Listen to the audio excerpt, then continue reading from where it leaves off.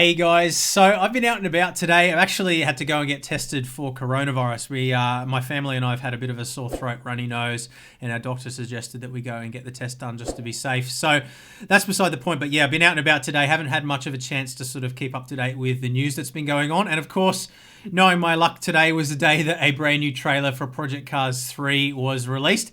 And it seems to have got quite a few people quite triggered. I've spent a little bit of time on Facebook tonight and reading a lot of posts from people who seem to be pretty upset about the direction that Slightly Mad Studios, having been acquired by Codemasters about a year ago, I think it was now, have taken with this title. So I've deliberately not done any more reading than that. I've just sort of seen a couple of posts. A few people seem to be pretty triggered, but I haven't watched the trailer, haven't done any research yet. So I thought it'd be fun to record my reaction to the trailer and then do a little bit of reading, do a little bit of research, come back and give you my thoughts and summary on my feelings towards the game. So let's get started.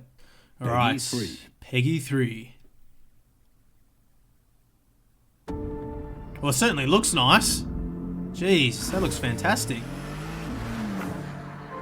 It's like a open world style thing. Looks very, very Forza Horizon kind of style.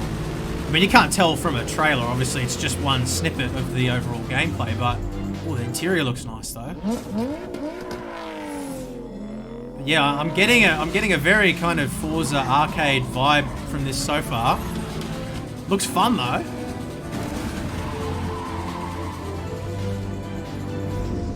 What do we got here? Showroom.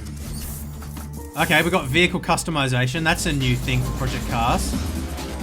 That could be really fun. I remember the Need for Speed games. That was where I spent most of my time as a teenager or early 20s, sort of mucking around with cars and mods and stuff. Some sort of street style racing going on here. GT3. Yep, GT3. We got Suzuka, is it? Looks like Suzuka. There certainly seems to be a wide variety of different racing styles. But I mean, again, you can't really tell a whole lot from a trailer, can you? But the visual effects look absolutely incredible. Haven't seen any wet weather yet, but I'm assuming they'd still have wet weather. It wouldn't take a feature away.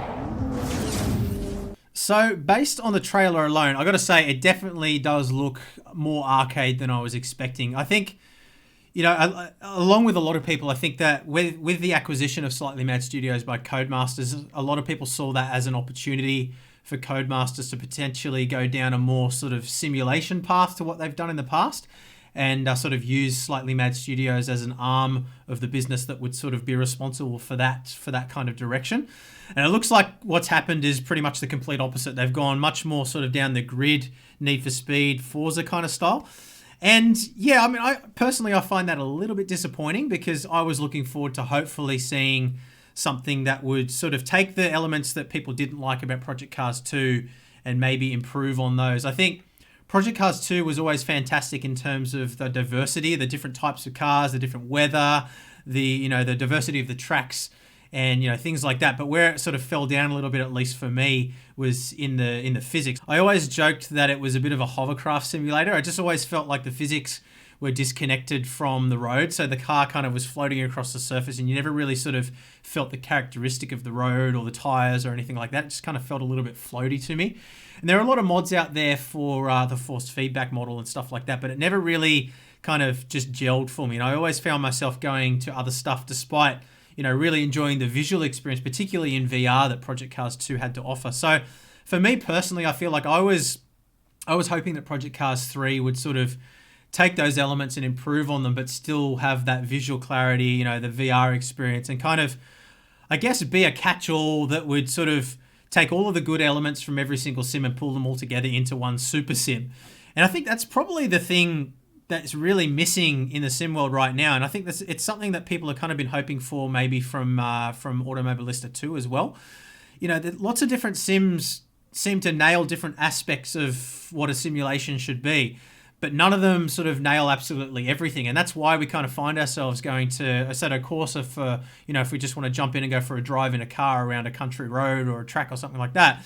We go to iRacing if we want competitive, online racing and we go to Assetto Corsa Competizione if we want league racing. You know, I mean, those are generalizations, but you get the point.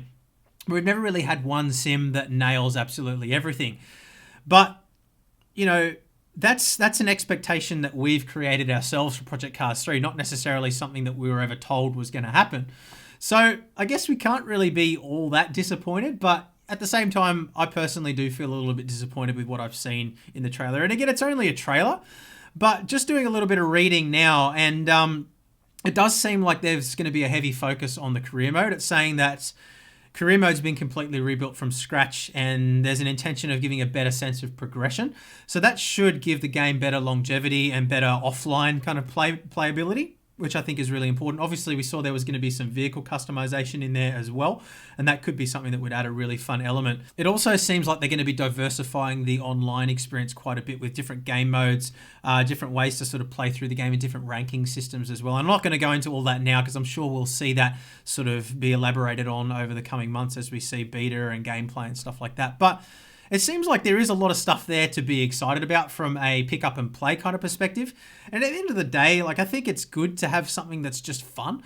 I think, you know, games like Grid and, you know, Need for Speed and stuff like that, they can be a lot of fun in terms of instant gratification. They're fun to just sort of pick up and play, but they've never really been a good experience in a sim rig. And this is where I think maybe Project Cars 3, and again, this is just based off, you know, a 40-second trailer, but it looks like maybe this could be a bridge there. It could maybe be something that, you know, if it brings the level of physics and an improvement to the physics from what we had in Project Cars 2, and then adds in that instant gratification playability that you can sort of experience on a sim rig for the first time and in VR, then that could actually be really cool.